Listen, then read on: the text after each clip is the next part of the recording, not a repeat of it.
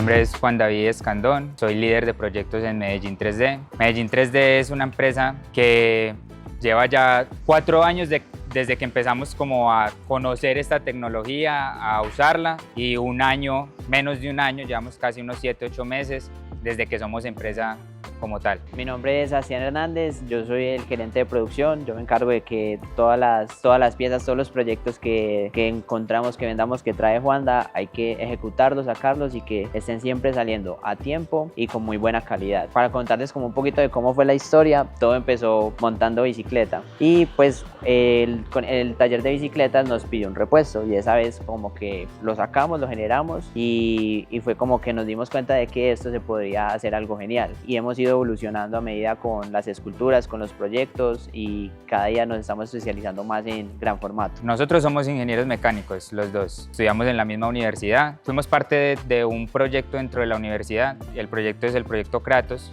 Hay un proyecto en donde desarrollamos un carro solar y digamos que ahí conocimos esas metodologías de trabajo en equipo y nos conocimos trabajando pues allá y montando bicicletas.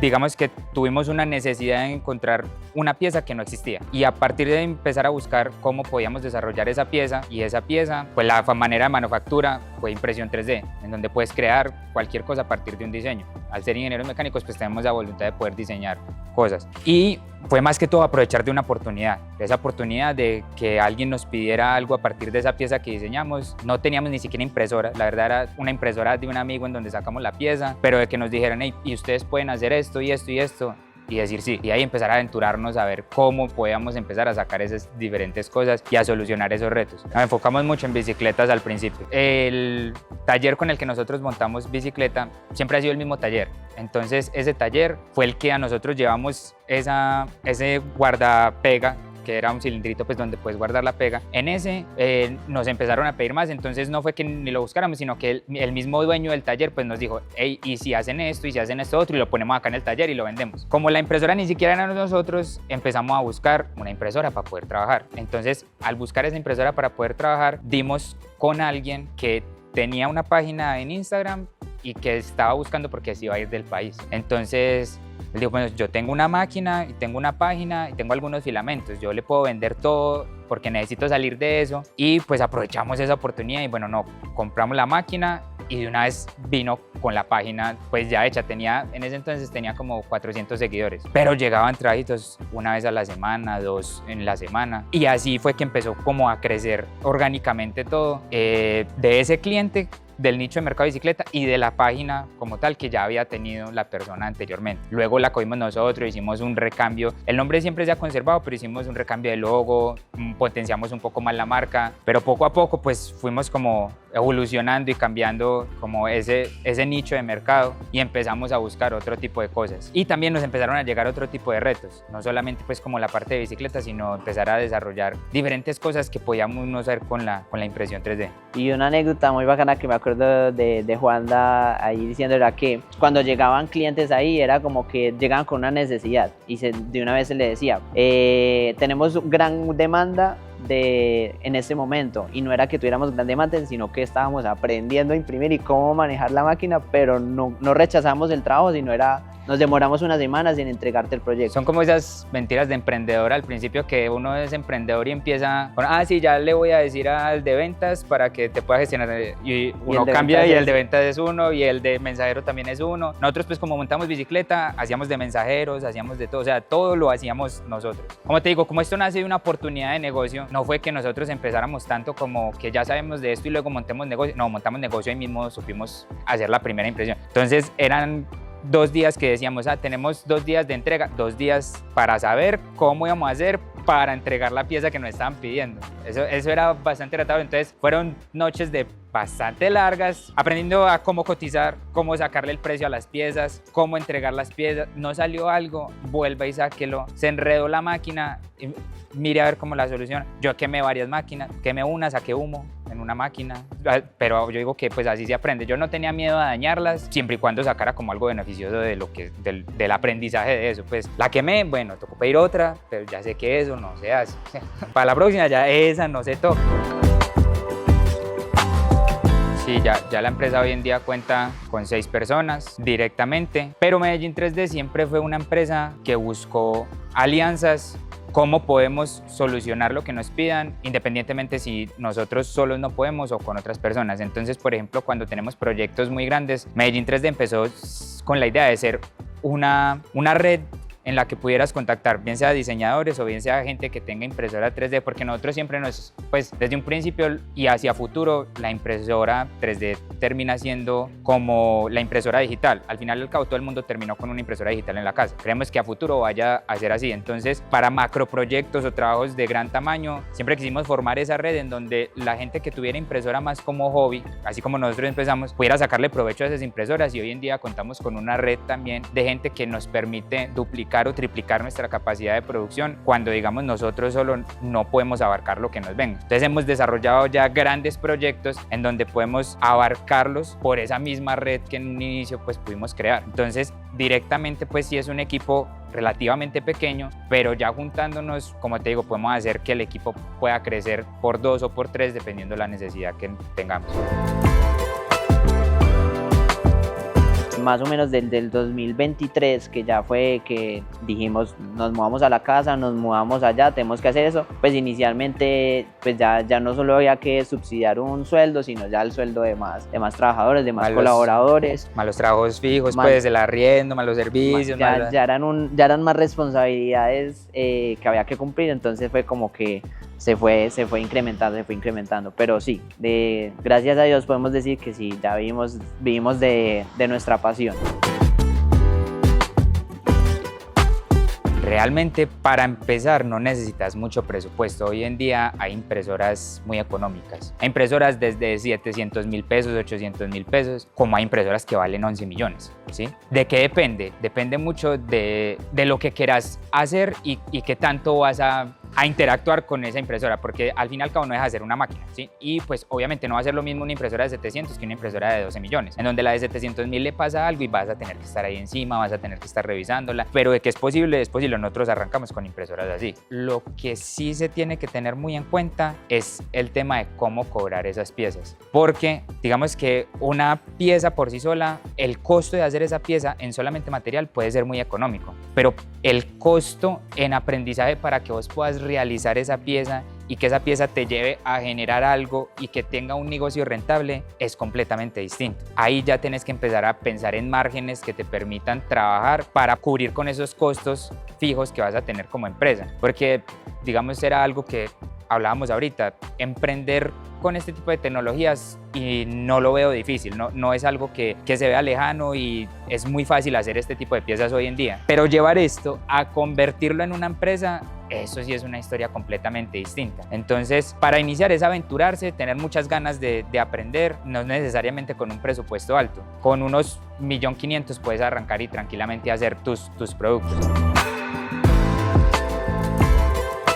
Soy una persona que hace como varias cosas. Digamos que también estoy muy metido en temas de inversiones y voy mucho como a networkings de esa parte. En uno de esos conocí a un artista de la Comuna 13. Rato después, ese mismo artista quería hacer ya una escultura grande y algo monumental en la galería de la comuna. Entonces, pues quería cambiar completamente distinto lo que normalmente está acostumbrada ya las personas a ir a la Comuna 13. Quería generar algo de un impacto diferente y de un emprendimiento pues que él quería dar a conocer. Entonces, ahí fue como la primera idea de generemos una escultura de gran tamaño en impresión 3D. Entonces empezamos pues como con ese cliente a desarrollar esa idea de cómo podemos pasar de lo que es una conceptualización a lo que ya sería la realidad. Pero en ese proyecto aprendimos muchísimo y de ahí desarrollamos en ese entonces la impresión más grande de Latinoamérica en impresión 3D y la tercera impresión más grande en el mundo. En términos de producción, Sebastián, yo creo que ahí les contaré, aprendimos un montón de cosas, pero ese proyecto fue el que principalmente nos catapultó ya a empezar a tenernos como referencia en términos de grandes proyectos en impresión 3D y que posteriormente nosotros sí veníamos como queriendo entrar a ese nicho de esculturas. Esta escultura tiene 5 metros de altura, tiene 5 metros de ancho, unas manos que son como de 3 metros, o sea, son unas dimensiones que realmente generan bastantes retos, porque de pasar de imprimir 1, 2, 3, 4 piezas a imprimir 1100 piezas de ese proyecto y que tengamos que ensamblarlo y llevarlo a sitio y poder trabajar con otras entidades para realizar el montaje y demás, pues son proyectos que son retadores, pero que a la misma vez pues realmente sí generan un trabajo fructuoso de todo lo que se está haciendo.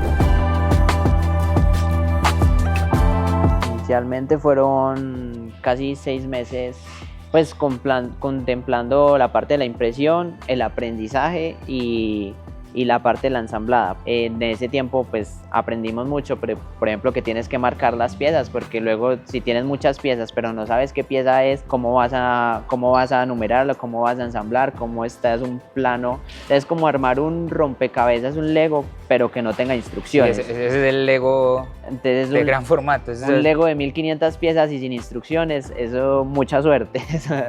Y pues de que adicional a eso aprendimos mucho, porque estábamos usando incluso un material reciclado, entonces no era, digamos, de la primera calidad. La consistencia del material no era la misma, hubo muchos reprocesos en la parte de impresión. O sea, de 1500 piezas terminamos imprimiendo casi 2000. Pues afortunadamente también hacemos el proceso de reciclaje con una empresa aliada. Entonces, lo que son los materiales, pues donde trabajamos es PLA, PETG, polipropileno. Esos son como los básicos, y hacemos separación de los residuos y ya luego llevamos estos residuos hasta la fábrica de nuestro aliado, donde hace la trituración de las piezas para volver otra vez y reaprovechar ese material.